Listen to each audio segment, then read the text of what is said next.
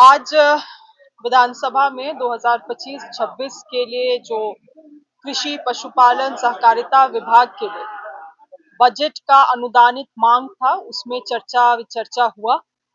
और चर्चा में मुझे अफसोस है कि विपक्ष के तरफ से कोई भी भागीदारी नहीं दिखाई गई। आप लोगों ने देखा होगा कि पहले ही पाली में विपक्ष वॉकआउट कर गया और ऐसा कुछ नहीं था उनके सवाल में जो कुछ विरोधाभास था या वॉकआउट करने का आवश्यकता था उनको, मगर उनका जो नेता प्रतिपक्ष चुनना है आज के दिन में, उनकी जो राजनीतिक महत्वाकांक्षाएं हैं वो इस राज्य के किसानों से ऊपर है। और यही कारण है कि आज वो लोग वॉकआउट किए और इतना महत्वपूर्ण डिस्कशन, इतना महत्वपूर्ण वाद विवाद को छोड़ के वो लोग यहाँ पे अपना पार्टी कार्यालय में मीटिंग कर रहे हैं, नेता प्रतिपक्ष चुन रहे हैं। 3 महीने हो चुके हैं सरकार का गठन किए हुए। ये लोग कोई और भी समय निर्धारित कर सकते थे, मगर आज ही क्यों? ये दिखाता है कि इनका कितना गंभीरता है इस राज्य को लेके। सत्ता का जो लालसा है इनको और पदों का जो लालसा है वो इस राज्य के लोगों से इनके लिए बढ़ चढ़ के है वो सब चीजें। और यही कारण है कि आज वो रहे नहीं। मैंने इस बात को हाउस में भी कहा कि हम लोग, हमारी सरकार आलोचनाओं से नहीं घबराती है। हम लोग आलोचनाओं को सुनना चाहते हैं, जानना चाहते हैं और उसको स्वीकारते हुए हम लोग बदलाव लाना चाहते हैं। मगर आज उन चीजों को दिखाने के लिए, सरकार को कमियां गिनाने के लिए कोई था नहीं। किंतु माननीय सदस्य ने जो बातों को रखा उसको भी गंभीरता पूर्वक, उनके सुझाव को हम लोगों ने स्वीकारा है। और निश्चित रूप से आने वाले समय में हमारी विभाग, हमारी सरकार किसानों के लिए बेहतर करने के लिए संकल्पित है। क्या मेन फोकस रहा है इस बार बजट? विशेष रूप से अगर देखा जाए कृषि पशुपालन सहकारिता विभाग में, तो 3 चीजें बहुत अहम रहने वाली है। मैंने इस बात को बजट में भी कहा है कि जो आप देखेंगे एनुअल ग्रोथ हुआ है वो मत्स्य पालन और पशुपालन में सबसे अधिक हुई है। तो ये 2 क्षेत्र एक बहुत बहुमूल्य क्षेत्र है हमारे लिए और इसको हम लोग और बृहद स्तर पे विस्तारित करना चाहते हैं पूरे राज्य में। आज लोग केवल मत्स्य पालन करके नहीं, मगर पर्ल कल्चर से भी बहुत लाखों रुपया कमा रहे हैं और ऐसी चीजों के भी और हम अपने राज्य के किसानों को ले जाना चाहते हैं। इसके अलावा जो दूसरी चीज है सिंचाई के लिए, कि जैसे कि आप जानते हैं कि हमारे विभाग के लिए 1 एकड़ से 5 एकड़ का दायरा होता है। उससे 5 एकड़ से अगर कुछ ऊपर होता है तो वो जल संसाधन का जिम्मेवारी में आता है। मगर हमारे पास जो डीप बोरिंग थी और जीर्णोद्धार थे तालाब के, डीप पर्कुलेशन टैंक थे, उसके अलावा बिरसा पक्का चेक डैम का प्रावधान किया गया है। वैसे बरसाती नदियां जिनका बहाव को मोड़ते हुए हम लोग खेत तक ले जा सकते हैं, वहां पे लूज चेक डैम्स बनाने का काम किया जाएगा पानी पंचायत के माध्यम से। इसके लिए भी बजटीय प्रावधान है। और तीसरी चीज बहुत अहम है, सहकारिता में फोकस।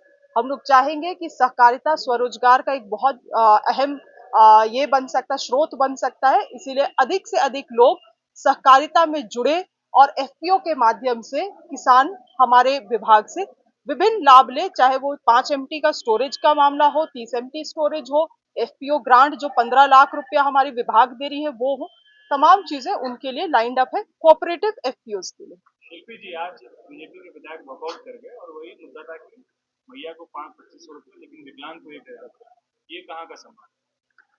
देखिए, वो केवल मुद्दा को लाना चाहते थे, केवल और केवल वहां पे दिखाने के लिए कि चीजों में विरोध है और वो वॉकआउट किए।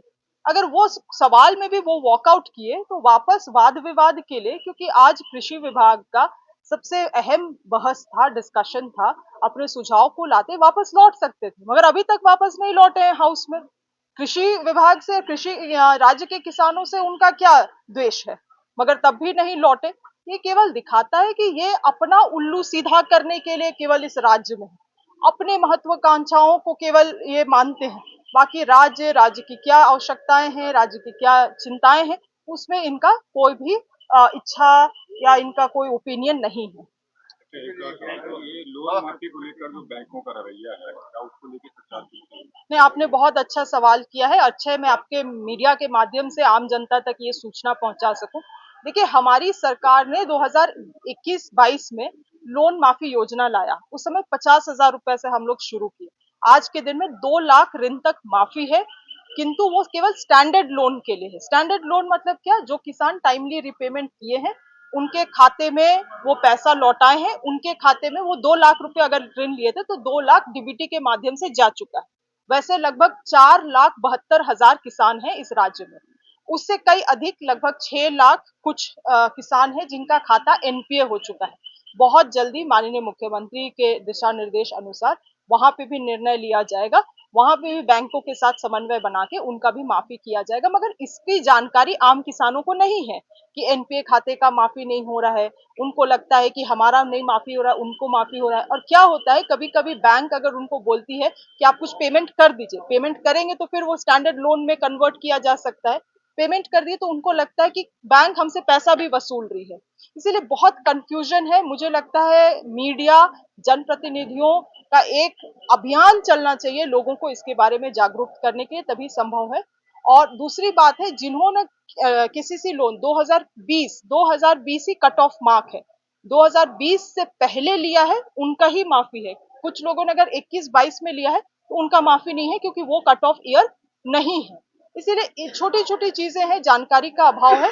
लगातार हम लोग अपने चैनल के माध्यम से, जो एटीएम है, बीटीएम है, बीएलडब्ल्यूज है, ब्लॉक ऑफिसर्स है, उनके माध्यम से अभियान करा रहे हैं। मगर मुझे लगता है पंचायत स्तर में जनप्रतिनिधि प्रतिनिधि जैसे मुखिया, जिला परिषद, उनको भी एक अभियान रूप से लगना होगा, तभी इसका लाभ हो सकता है। विधायक दल के नेता चुन लिए गए हैं, तो क्या लगता है कल से मिल मिल गया है, तो कल से तो तेवर हम लोग का एक तरफ आपकी आप लोग को नाराजगी तैयारी है, विशेष उधर करनी होगी है मैडम, आप लोग को विशेष तैयारी मतलब मुझे समझ में नहीं आता है, मगर जो बेसिक समझ है चीजों की, ए, हारे हुए घोड़े में कौन बाजी लगाता है। बट एनी हाउ, शुभकामनाएं हैं उनको।